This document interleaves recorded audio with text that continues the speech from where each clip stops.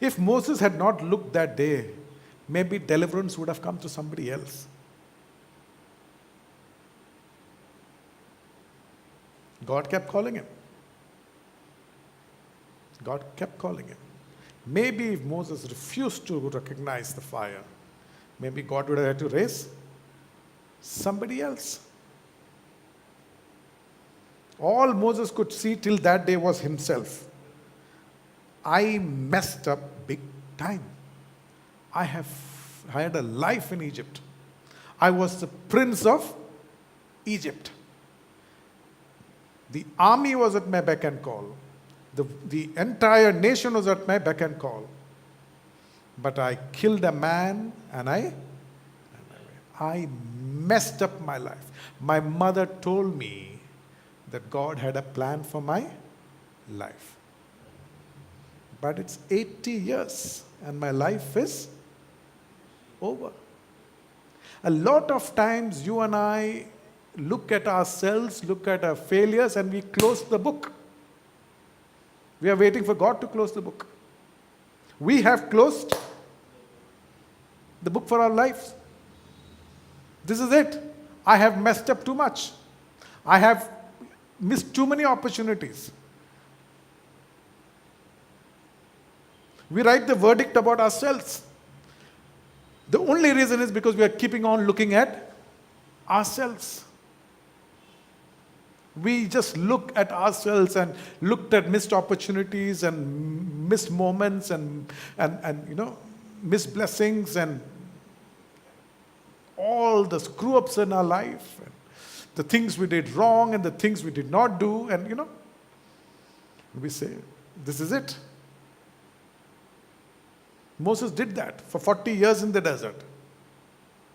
And one day, I will now turn aside.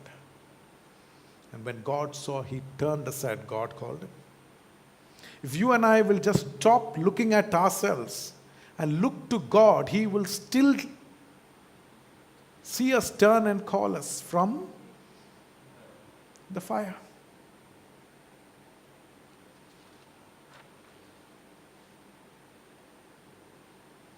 Verse 8. So I have come down to deliver them out of the hand of the Egyptians and to bring them up from the land to a good and large land, to a land flowing with milk and honey. Listen, I have come down. God is saying, this is not an angel speaking from the fire. God is saying, I have come down. I have not sent somebody else. Do you know somebody else who came down himself and did not send someone else? The Lord came down himself. I have come down to deliver them from the Egyptians. To deliver them means to snatch them out. The Lord came down to deliver us from sin and death, from evil, from the power of darkness, from the wiles of wicked men. The Lord came to snatch us out from the clutches of Satan. I have come down to deliver them. Then it says, God says, to bring them up, not to bring them out, but to bring them up. The Lord came down to deliver us, to bring us up. Right now, all of us who have accepted the Lord are seated with him in a very high place in Christ Jesus. Ephesians 2:6. To a good and large land. Good means quality. Large means quantity. But the Lord blessed the water at the wedding at Cana. The quality was unbelievable. And there was quantity enough for everyone to drink. When he multiplied the fish and the bread, it says the people were satisfied.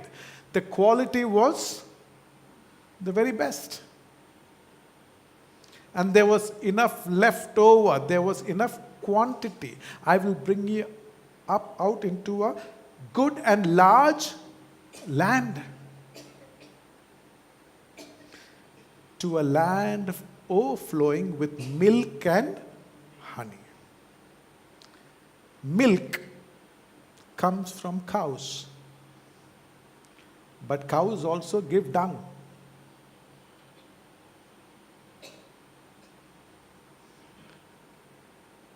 Honey is good, but honey comes from bees that sting. You and I have to overcome the dung in our lives and the stings from the bees in our life to get the milk and the honey that the Lord has kept for us. Come now, therefore I will send you to Pharaoh, that you may bring my people, the children of Israel, out of Egypt. And Moses said, who am I that I should go to Pharaoh? If you read that, it's like God just ignores Moses. God just ignores Moses. As if that question was never asked. And so, verse 12, God is continuing speaking. So he said, I will certainly be with you. Moses asked, who am I? God ignored that question. Meaning it does not matter who you are. It matters who is with you. We think the important question is, who am I? What is my qualification? Right? Our focus is still inward. God ignores. All you need to know is who is with you.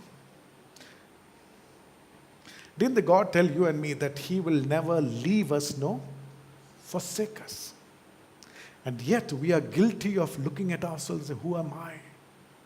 How often when we are asked to do something, we look at ourselves and say, who am I? I can't this, I can't that.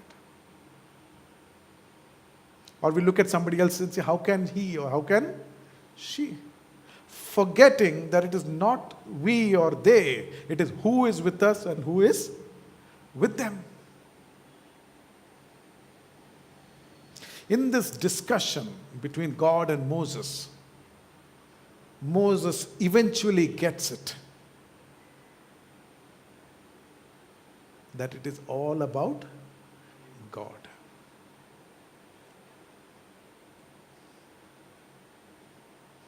And if you read Numbers chapter 12, verses 1 to 4, it's, we know that Miriam and Aaron are complaining against Moses, right? Did God speak only through Moses, not through us? Verse 2. So they said, has the Lord indeed spoken only through Moses? Has He not spoken through us also? And the Lord heard it. When it says there within brackets, verse number 3. Now the man Moses was very humble, more than all the men who were on the face of the earth. Suddenly the Lord said to Moses, Aaron and Miriam, come out. I like it, it's like a school teacher. Come out, you three, to the tabernacle of meeting. Exactly like that. Come out, you three, to the tabernacle of the meeting. So the three came out. What is the point that God called, or the Bible records, Moses as the meekest man, right between the point where Aaron and Miriam are talking against him and where the Lord calls the three of them?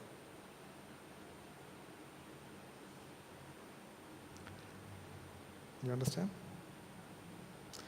Aaron and Miriam are complaining against Moses and they are trying to make themselves equal with Moses. And then there is a verse, and the next verse says, the Lord says, come out you three to the tabernacle. Right in the middle, the Bible records, now the man Moses was very humble, more than all the men who were on the face of the earth. if it were you or me in the place of Moses, verse 3 would have read, and he replied, how dare you? I am the anointed of the Lord. But Moses kept quiet.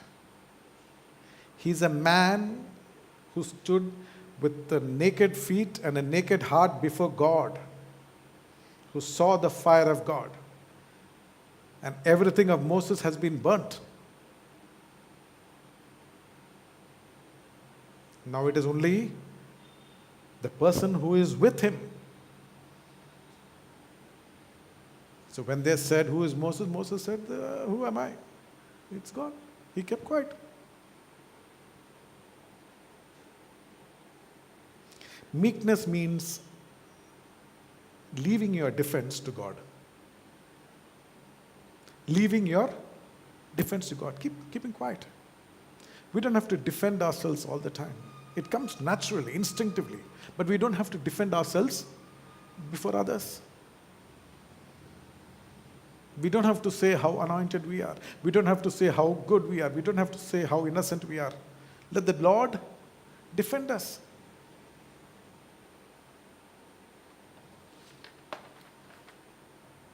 You know, later, there's amazing things you can learn from the life of Moses. Later, when God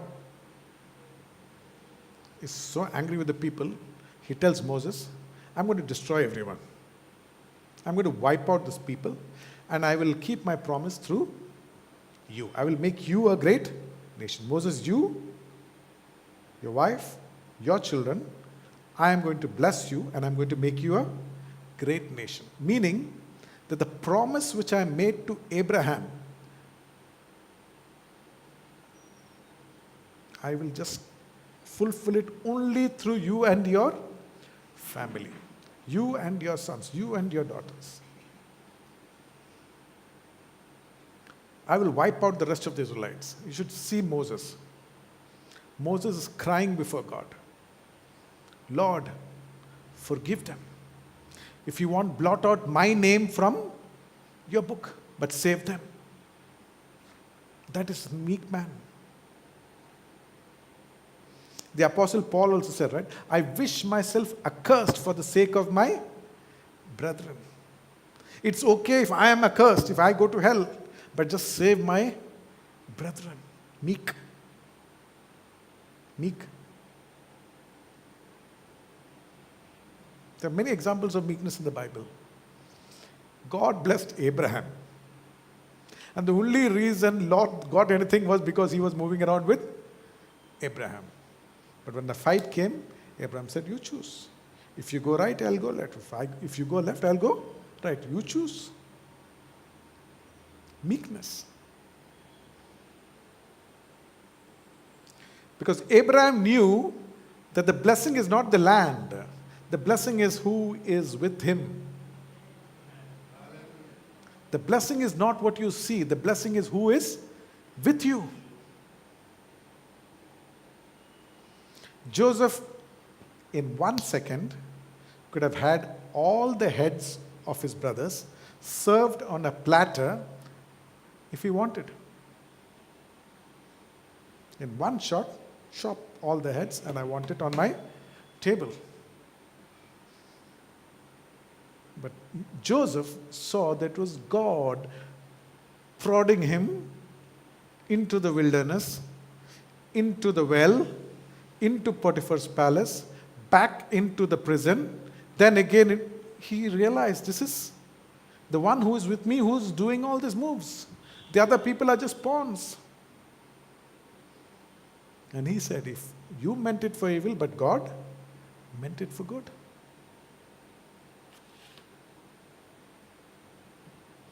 Once David was, after all the Absalom revolution or revolt was coming, and a man from the family of Saul started throwing stones at him and his people. A man called Shimei, throwing stones and abusing him. The people around David said, shall we take care of him? David said, no. Maybe he's from God. He's throwing stones at the king. But David said,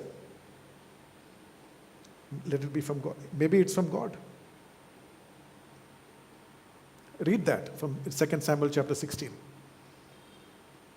Today, if somebody forget throwing a stone, throws a tiny little word at us, will we let it go?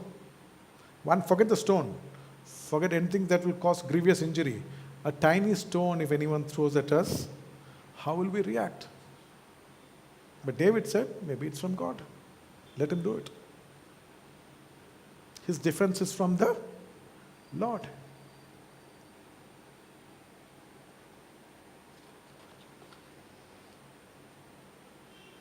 I read a beautiful line that revenge is not part of the Christian dictionary.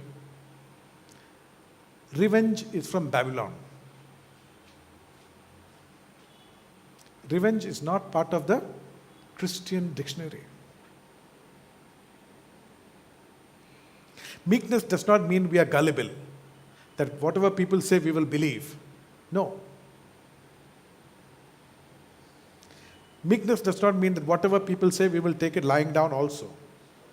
When he came down the mountain and he saw the idol, the golden calf, he powdered it and made the entire Israelites drink it. Moses, this meek man, was so angry, so full of the zeal of God, that he powdered that golden calf and he said, all of you drink it. He made everybody drink it.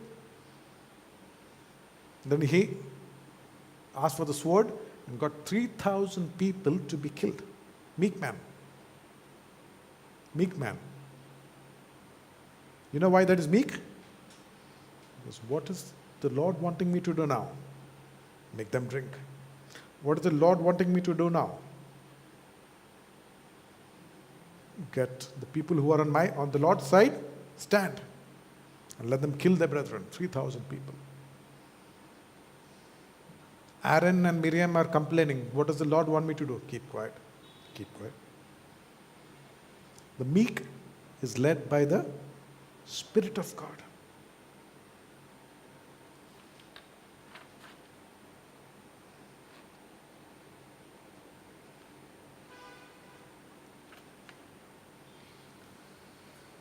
I don't want to go too much into the blessing part of it.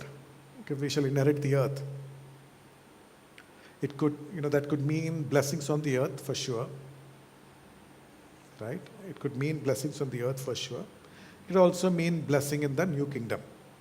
When thy kingdom come, that thy will be done on earth as it is in heaven. It could mean a few things. But I don't want to go into that. I just want to talk about the character of meekness. I want to close with this. Meekness is a fruit of the Spirit. If you read Galatians 5, 22 and 23, it says, but the fruit of the Spirit is love, joy, peace, long-suffering, gentleness, goodness, faith, meekness, and temperance. Meekness is a fruit of the Spirit. It is not a natural attribute.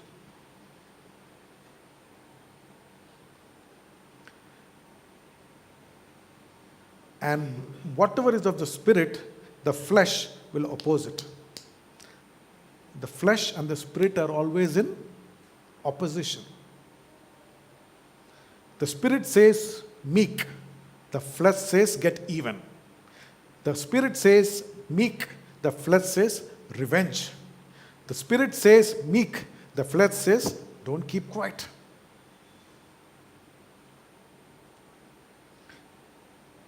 Galatians 5:16, walk in the Spirit and you shall not fulfill the lust of the flesh. Walk in the Spirit. It did not say deny the desires of the flesh and you shall fulfill the Spirit, but it says walk in the Spirit and you shall not fulfill the lust of the flesh. Listen, what Jesus was saying, when Jesus came on the earth,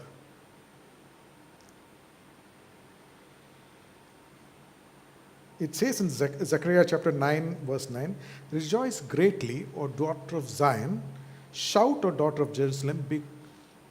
Behold, your king is coming to you. Right? It says there. And it says, he is just and having salvation, lowly and riding on a donkey, a colt, the foal of a donkey. Jesus came lowly, very lowly, and riding on a donkey. A colt and a foal of a donkey. But one day, he will come back riding on a white horse. Somebody who was lowly and meek will one day come riding on a horse. It says in Revelation chapter 19 verse 11, I saw heaven standing open, and there before me was a white horse whose rider is called Faithful and True. With justice he judges and wages war. His name is called Faithful and True, and he's riding a white horse. Once he was meek, once he was lowly, once he was riding a donkey. But he will come riding a white horse, waging a war. If today we are meek, then we shall inherit the earth. The Lord went before us as an example. You know, Jesus said, blessed are the meek. We have to decide. Did Jesus know what he was talking about? Did Jesus mean what he said? Should we take him seriously? Or should we ignore him? When Jesus said, blessed are the meek, for they are the ones who will inherit the earth, should we take him seriously? Or should we ignore him? Because he's coming back.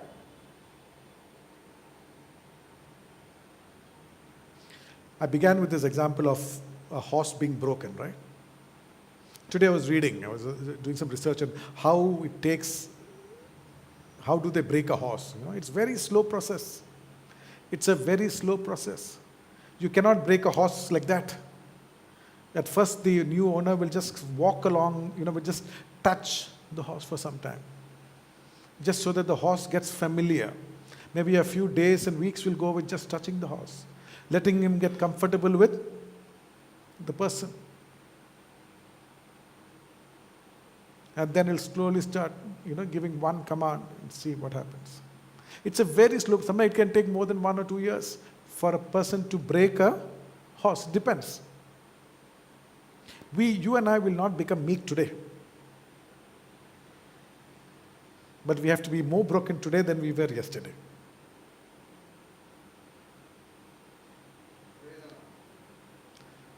Understand? A fruit will not come immediately. A fruit takes time to develop. As we sit at the feet of the Lord, as we look at that fire, the refiner's fire, as we open ourselves to the fire of God, he will remove the dross. He will remove ourself, and he will give us a lowly and meek spirit, whereby we can become of use to him. But I was just thinking one thing. The reason that many people do not attempt to do things for God is because they're not meek. Not because they're not able. The reason why many Christians don't attempt great things for God is not because of their inability, but because they are not meek.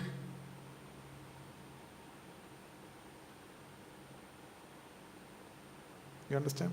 Because in any case, it's not you who is doing it. It's the Lord. Right? It's the Lord doing it. It was never about you. William Carey said, I've written that somewhere. It was attempt great things for God expect great things from God and attempt great things for God. Expect.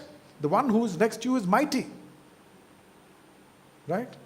We have every right to expect him to do great things through us. It's not about us. The glory is for him anyway. If we are not doing it, it means that we are still looking at ourselves. We are afraid to have that conversation with somebody because we are still looking at it. What will he think about me? What will she think about me? What if I make a mistake? What if I don't remember the verse? What if I? We are not thinking about the one who has come alongside, the Parakletos. He's the one who comes alongside to help us. We are still focused on ourselves, and that's the only reason why often, I'm not saying the only reason, one of the big reasons why we do not attempt anything for the Lord. I would say meekness is means to step out of the picture and let the Lord drive. Give the steering to him. Let him go great places. Let him take you to places where you never dreamt of. Let him do things which you never imagined. It's all about him anyway. The glory is his anyway. Meekness is many things. It's not weakness. It's not keeping quiet. It's not being a doormat. It's none of those things. Meekness means realizing you are nothing, and it's all about